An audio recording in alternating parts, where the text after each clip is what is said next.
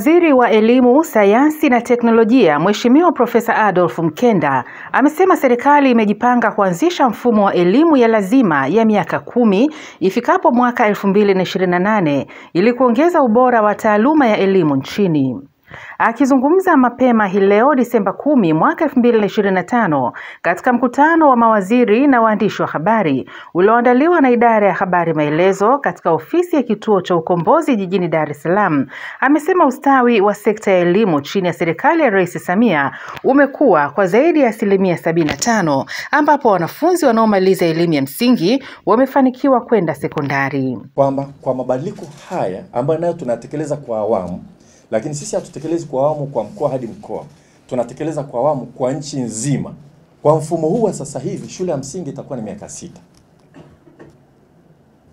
Ukimaliza mwaka wa 6 utafanya mtihani wa kupimwa na kadhalika, lakini lazima uendelee kidato cha kwanza, cha pili, cha tatu, cha 4. Kwa hiyo ni miaka 6 shule ya msingi, miaka 4 sekondari ya kati, miaka 2 sekondari ya juu au miaka 3 sekondari ya juu na kwenda miaka 3 plus. Kwa hiyo miaka 6 ukimaliza shule ya msingi lazima kwa sheria utasoma mpaka kidato cha 4.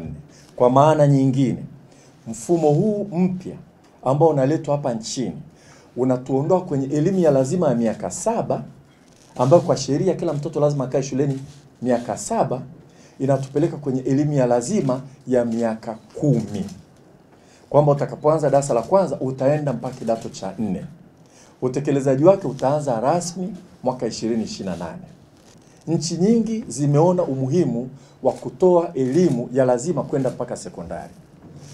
Hata Sustainable Development Goals ambazo sisi wa Tanzania tulisign tukakubali, zinasema kwamba tutoe elimu kwa watoto wetu wote mpaka sekondari.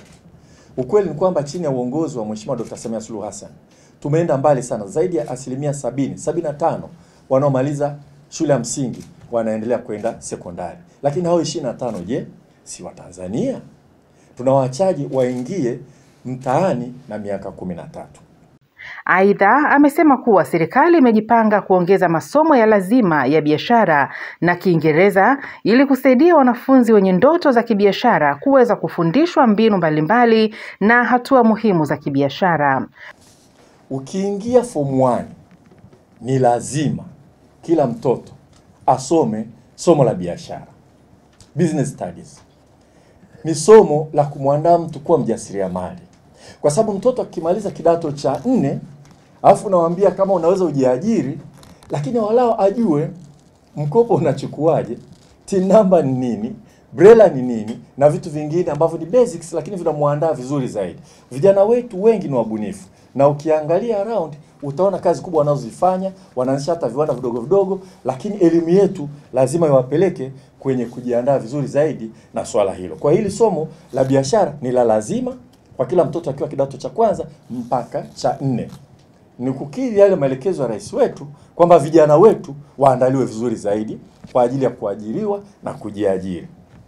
Somo la Kiingereza sasa hivi litaanza darasa la kwanza kwenda mpaka darasa la 6 wakati huo tunavyokwenda mbele, na kama ni shule ya English medium Kiswahili kitaanza darasa la kwanza kwenda mbele kwa kisha wanasoma.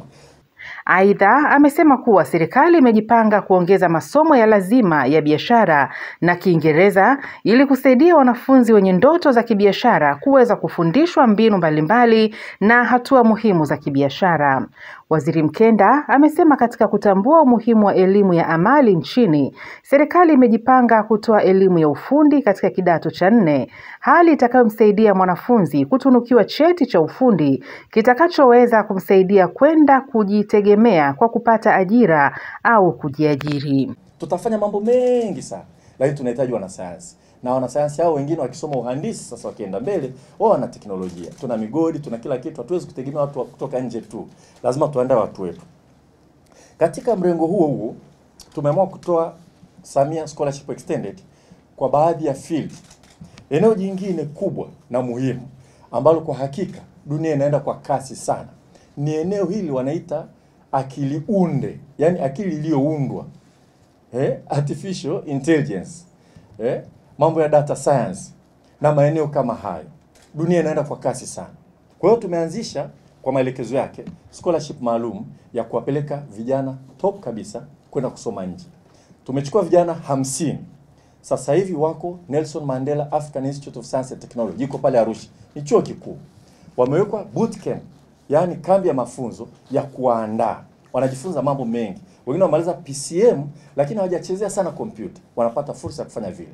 Wanaandaliwa, wote watapelekwa kwenda kusoma nje kwa utaratibu wa serikali ambao sisi tumeamua kuita Samia Scholarship Extended, Data Science, Artificial Intelligence and Allied Sciences. Hata wakisoma cyber security, hata computer science wakasome. GMTV, Dar es Salaam.